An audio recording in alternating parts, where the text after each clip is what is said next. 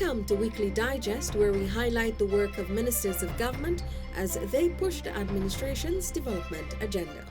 Picking up from where we left off last week, Albaistang youths are excited for the opportunity to help their community by cleaning clogged drains and alleyways. These works were a commitment by Minister of Public Works, the Honourable Bishop Juan Edgell, after seeing the stagnant drains during a visit to the community 2 weeks ago.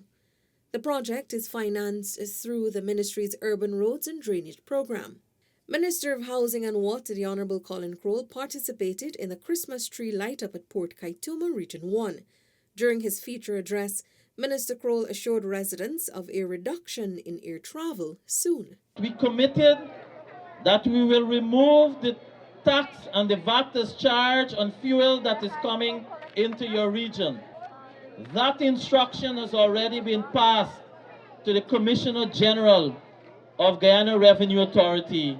So very shortly, you will see the administrative measures being put in place to ensure that charge is removed so that we can see the fuel price being brought down even further. A $500,000 commitment was also made to the Majakai Sports Committee. Minister CROAL, who also holds parliamentary responsibility for Region 1, conducted a gift distribution exercise on behalf of the Speaker of the National Assembly, the Honourable Mansour Nadir. Distribution was done in Bunbury, Tobago and Smith Creek with the aid of parliamentary staff. Minister within the Ministry of Housing and Water, the Honourable Susan Rodriguez, joined the Salvation Army Guyana Division to make Christmas special for some 1,500 senior citizens and less fortunate persons.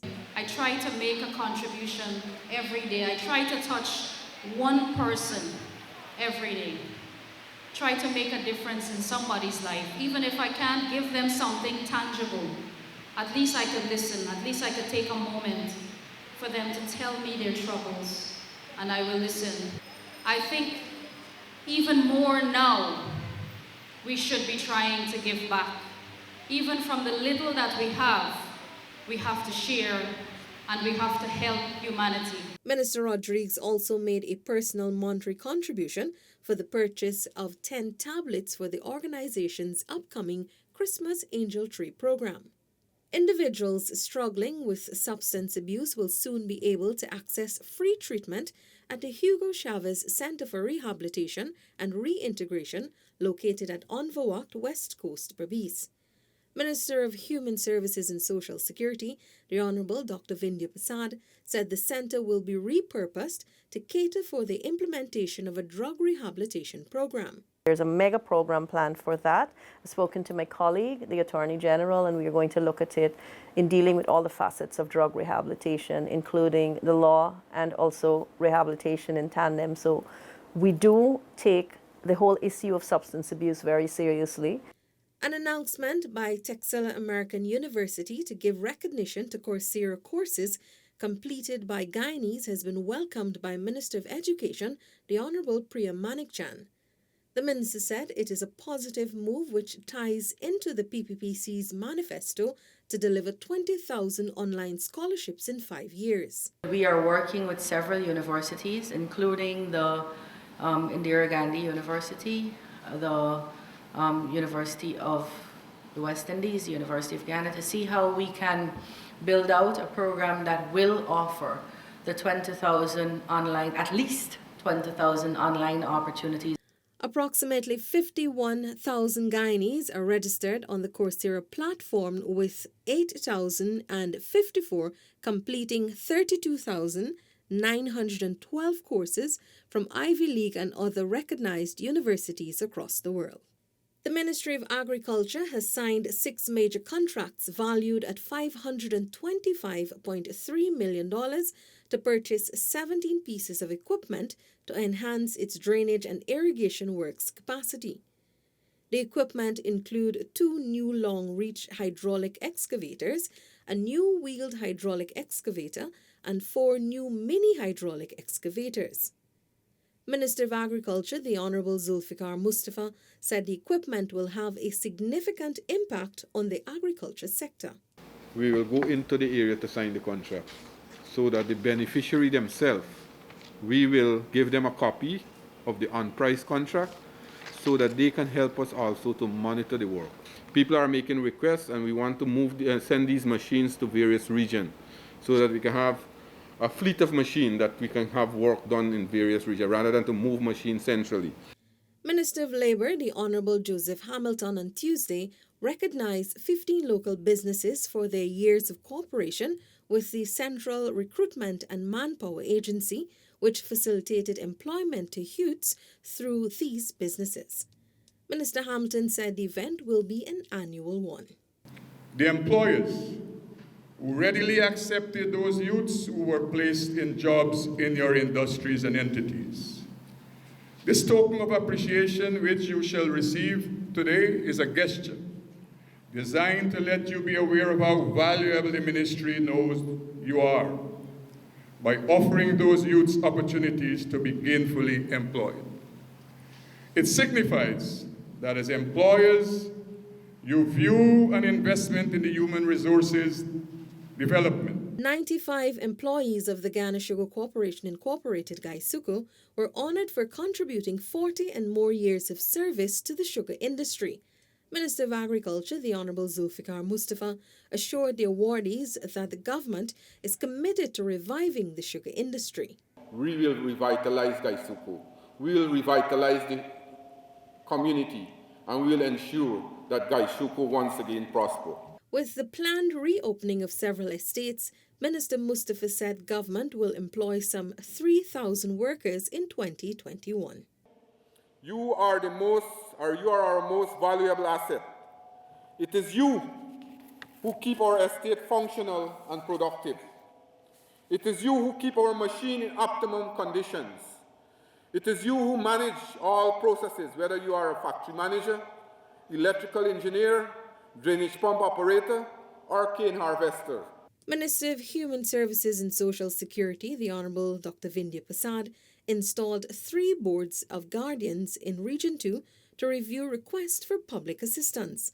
The boards will serve the North Essequibo, South Essequibo, and Pomeroon. Dr. Prasad urged them to review and update the list frequently, keeping in mind the socio-economic circumstances of applicants to ensure those most in need benefit. The Board of Guardians is integral to the functioning of the ministry because you are the persons who are out there, who know the community, who people have confidence in, but more importantly, you are able to not only reach out to them, but to reach out in a way where you can support them, you can make a meaningful intervention in their life, and you can get them to access the services of the Ministry of Human Services and Social Security. A promise made by His Excellency Dr. Mohamed Irfan Ali on Wednesday last has been fulfilled by Minister of Housing and Water, the Honourable COLLIN, and Minister within the Ministry of Housing, the Honourable Susan Rodriguez, during a follow-up visit to Region 2. As a result of his intervention within 4 working days, we have arrived at this point where we will be distributing approximately 80 titles throughout the course of today. Minister CROAL said the activity is tangible evidence of His Excellency's commitment to developing a sustainable housing sector as outlined in the PPPC's manifesto. Minister Rodriguez, meanwhile, noted the delays in housing will not be tolerated under the present administration. We want to ensure that when someone is given an allocation, that it is a serviced lot. And by that we mean it is one that you have access to. The ministers also participated in a sod-turning ceremony at Windsor Castle for the development of a new housing area. Senior Minister within the Office of the President with responsibility for finance, Dr. Ashni Singh, on Wednesday inspected 2 new scanners at the Ghana National Industrial Company Wharf, Lombard Street. The new scanners are part of the Ghana Revenue Authority's initiative to employ new technology to improve issues of integrity and efficiency. Dr. Singh was impressed with the new service. What we see here is in fact a brand new scanner that has been introduced, a barrel scanner that has been introduced. I think it's been in operation for only about a week, right? Yes, 1 week. Right. So this is a brand new container scanner that we've introduced, which has been in use only for 1 week. and which, as you have seen based on the demonstration, provides a very efficient means through which barrels and boxes and other parcels of similar size can be scanned in a far more efficient way than if these items had to be examined manually. Dr. Singh was joined by GRA's Commissioner General, Mr. Godfrey Stacia, and new Chairman of the Board of Directors, Mrs. Sesnarain Kaulasar. Earlier the same day, Minister Singh met GRA's senior staff and urged them to maintain the highest level of integrity in the delivery of service. I'm saying to you that you are to ensure that your staff understand that there is no tolerance for corrupt behavior. And this message must get out there. Harassment of taxpayers, harassment of importers, or others trying to conduct their business with the hope of getting some inducement will be condemned and dealt with in the harshest possible manner. And so I'm going to ask, I don't want to belabor this point for too long, but I want to say to you that it is a matter that we feel very strongly about at the highest level of government. Farmers of Clonebrook, Beehive and Ansgrove East Coast Demerara will receive assistance from the Ministry of Agriculture to boost their farming capabilities and ensure sustainability of their livelihoods. This assertion from Minister of Agriculture, the Honourable ZULFIKAR MUSTAPHA, during a visit to those villages on Wednesday. As a government, we recognize the importance of agriculture to our country's development. We recognize the importance of agriculture to create jobs, to create wealth, and to also give us food security in our country. That is why it is important to develop our agriculture sector. It is important to invest in our agriculture sector. And that is why we are here this afternoon, to give you the kind of support. Relative to the Farms to Market project, the minister said construction of roads to accommodate farmers in specific areas will begin next year. The Ministry of Health is advising travellers to ensure they take the correct COVID-19 test to be allowed entry into Guyana. Minister of Health, the Honourable Dr. Frank Anthony, said only travellers who have taken the reverse transcriptase polymerase chain reaction, RT-PCR, along with the other requisite stipulations, would be considered for entry into Guyana. Minister Anthony made these statements during Thursday's COVID-19 update. The PCR test must be done within a 72-hour time frame upon the passenger's arrival at any of Guyana's ports of entry. Some travelers who would go to their labs to get this test done, and sometimes the labs tell them that they're doing RT-PCR, but when they use the term RT-PCR, in a lot of cases, it refers to rapid test PCR. That is an antigen test, and that's not the one that we require. Minister of Public Works, the Honourable Bishop Juan Edgell, has registered his dissatisfaction with the sloth of contractors undertaking the majority of the hinterland road projects for Region 10. The minister addressed those contractors at the Watuka Guest House in Linden on Friday. I must see evidence of work being done on every project between now and Tuesday. Contractors don't come and tell me, but the 2nd of January they're starting, when you have a commencement date of the 1st of December. 18 days of work has been lost. Contractors have been reminded that they must fulfill their contractual obligations so that they can be in good standing for future government contracts. Minister Edgell's meeting was preceded by inspections of a number of projects along the Linden-Susdike Highway, particularly the roadworks at Harooni, Kurukururu, and the entrance of St. Cuthbert's Mission. The Ministry of Housing and Water, through the Central Planning and Housing Authority, hosted a mass house lot allocation exercise under the Dream Realised theme. The exercise began on Friday and was completed by Saturday evening. Minister of Housing and Water, the Honourable COLLIN, and Minister within the Ministry of Housing and Water, the Honourable Susan Rodriguez, both addressed the eager recipients.